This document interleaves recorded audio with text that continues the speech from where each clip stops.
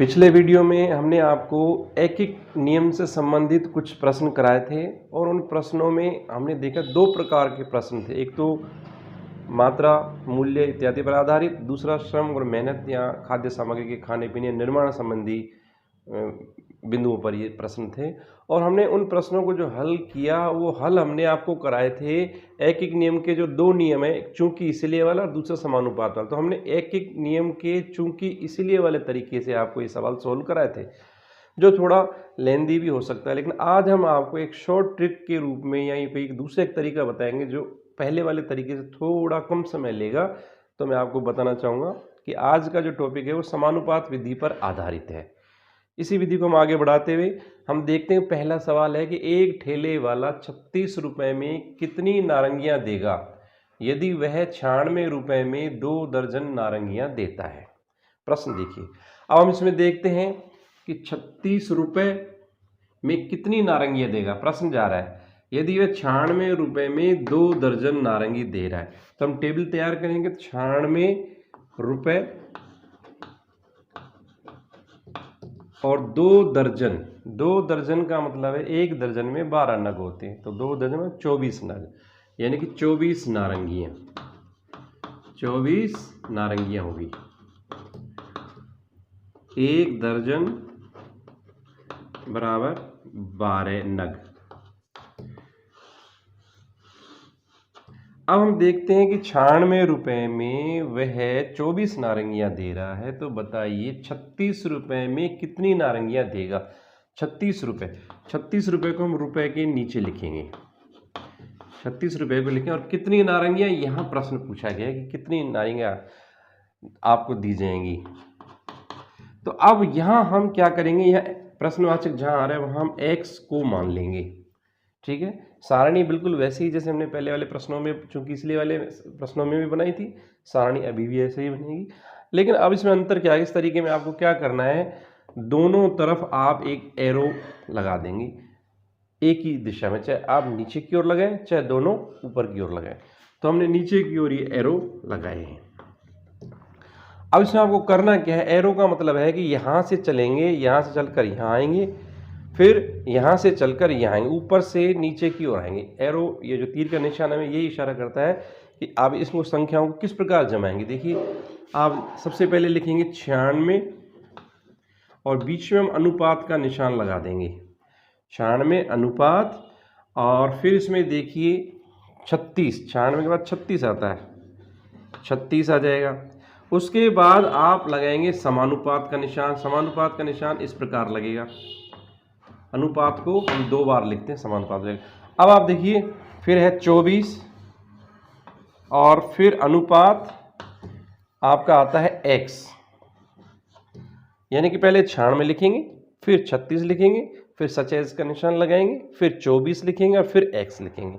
इस प्रकार करने के बाद आप देखेंगे कि जो इसकी एक्सट्रीम जो टर्म्स हैं वो ये दोनों जो बाहर के पद हैं ये अलग हो जाएंगे और अंदर के पद अलग हो जाएंगे। अब हमें देखना है कि जिधर x है उन पदों को हम पहले गुणा करेंगे, यानी आपको पहला पद और आखिरी वाला पद गुणा करना है, बराबर दोनों बीच वाले जो पद हैं ये 36 और 24 एक जगह गुणा होंगे। इस प्रकार आगे समीकरण मेथड भी एक हल्का सा समीकरण की झलक आएगी, वो आप देखेंगे।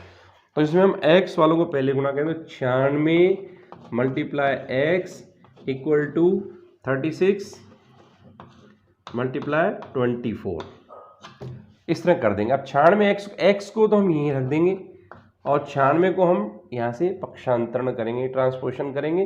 तो ये यहाँ पर आप देखिए मल्टीप्लिकेटिव है, यानी गुणित संबंध में है, तो वहाँ जाएगा तो भागित संबंध में हो जाएगा, यानी कि 36 गुणा में 24 और ये 96 निकल कर नीचे आ जाएगा 96। अब आप इनको चाहो तो 6 की टेबल से, चाहो तो 24 की टेबल से, इसको हम आपस में काट कर सरल कर देंगे। तो 24 एकम 24, 24 चौके 96, 4 बार कटा। 4 से देखिए, आप इधर देखिए 4 एकम 4 और 4 नाम 36, यानी कि यहाँ आंसर आया हमारा 9। ये हमारा आंसर आया 9 नारंगियाँ आपको मिलेंगी, 9 नारंगियाँ। ठीक है, तो पिछले में हम चूंकि से करते थे, चूंकि इसीलिए का प्रयोग करते हैं, इसको हम अब हम करें अनुपात समानुपात वाले विधि से। तो आप देख लीजिए, पहले अपनी संख्याओं को जैसा सवाल में दिया गया 96 रुपये, 36 रुपये, 24 और x, जहाँ फिर इसको हम एरो लगा देंगे। एरो को अकॉर्डिंग हमें संख्याओं को ऐसे डिस्पर्स करना है। उसके बाद इनको यानी फर्स्ट जो टर्म है और लास्ट टर्म है इनको एक साथ गुणा करेंगे, इक्वल बराबर आएंगी। फिर बीच के जो पद है इनको हम गुणा करेंगे, इन दोनों का मान बराबर होता है। अब x को यहाँ रख देंगे, 96 को हम यहाँ से पक्षांतरित कर देंगे तो वह भाग अवस्था में चला जाएगा। आपस में काट के हम इसका आंसर निकाल लेंगे। एक बार उतार लीजिए सवाल को।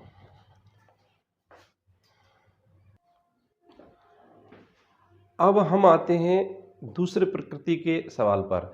सवाल नंबर 2 को आप देखेंगे, 5 सदस्यों वाले परिवार में भोजन सामग्री 30 दिन तक चल जाती है। यदि एक मेहमान आ जाए तो वह सामग्री कितने दिन तक चलेगी? यानी कि फैमिली में 5 सदस्य हैं और उनका जो भोजन का जितना सामान है, सामग्री है, वह 30 दिन तक आराम से चल जाती है। लेकिन एक मेहमान आ जाता है, मेहमान आने से अब सदस्य कितने हो जाएंगे? 5 की जगह 1 बढ़ जाएगा, 6 सदस्य हो जाएंगे। तो 6 सदस्यों के लिए ये भोजन सामग्री कितने दिन तक चलेगी? आप ही बताइए। पहले 5 लोग थे, 30 दिन तक खा लेते थे। एक आदमी बढ़ गया, बढ़ने से आप बताइए 30 दिन से ज़्यादा दिन तक चलेगी सामग्री या 30 दिन से कम तक चलेगी? बिल्कुल कम चलेगी, क्योंकि सदस्य बढ़ गए। आप देखिए, सदस्य बढ़ रहे हैं तो दिन यहाँ पे कम हो जाएंगे। और अगर सदस्य यहाँ कम होता है, एक व्यक्ति हमारा चला जाता है कहीं घूमने, बाहर चला जाता, तो यहाँ 4 सदस्य रहते तो भोजन सामग्री ज़्यादा दिन चलती, क्योंकि कुछ भोजन उसके हिस्से का बचता।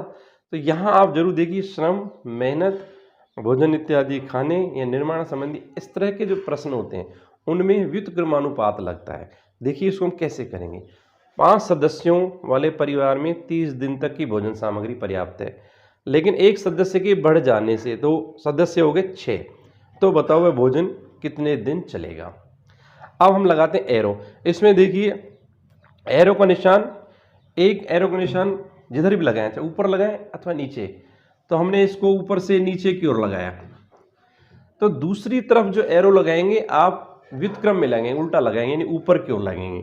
आप इसे देखिए, नोटिस करें, ये हमने ऊपर की ओर लगाया, एक नीचे जा रहा था, एक ऊपर आ रहा, क्योंकि ये श्रम, मेहनत, भोजन सामग्री इत्यादि संबंधी सवालों वाला पॉइंट है, इसलिए हमें इनमें ऐसा करना पड़ेगा। अगर मूल्य मात्रा वाला होता तो हम दोनों एरो एक दिशा में रखते, लेकिन इसमें एक ऊपर होगा तो एक नीचे होगा। अब इनको हम समानुपात अनुपात में जमाते हैं। तो आप लिखेंगे 5 अनुपात 6 समानुपात। अब आप यहाँ x पहले लिखेंगे, 30 बाद में लिखेंगे, यानी कि x को आपको पहले लिखना है और 30 को आपको बाद में लिखना है। अब आप देखिए यहाँ मिड टर्म्स जो हैं, x ये होगा, इनको गुणा करेंगे और इन दोनों का आपस में गुणा करेंगे। तो पहले हम इस वाले हिस्से को ले लेते हैं, 6 गुणा में x बराबर, अब हो गया 5 गुणा 30, 5 गुणा में 30। अब इस x को यहीं छोड़ देंगे, 6 को यहाँ से उधर भेजेंगे, उस घर में भेजेंगे, तो 5 गुणा में 30 बटे ये 6 निकल कर नीचे से यहाँ आ जाएगा। अब हम इनको आपस में डिडक्ट करेंगे, तो 6 एकम 6, 6 पंजे 30, 5 पंजे 25, यानी कि 25 दिन तक वो भोजन चल पाएगा। 5 दिन पहले ही भोजन समाप्त हो जाए। जबकि पहले वो 30 दिन चला था, अब वो एक मेहमान के आ जाने से अब वो मात्र 25 दिन तक ही वो भोजन चल पाएगा। तो आप ये देखेंगे यहाँ व्युत्क्रमानुपात हुआ। व्युत्क्रमानुपात मतलब एक सीधा तो एक उल्टा, यूँ समझ लीजिए इसको आप। और आपको अभी सारे क्लियर होंगे। अब मैं कुछ प्रश्न दे रहा हूँ, जो आप घर पर इसका अभ्यास करेंगे तो ये प्रश्नावली आपको बहुत अच्छी तरह स्पष्ट हो जाएगी, क्लियर हो जाएगी।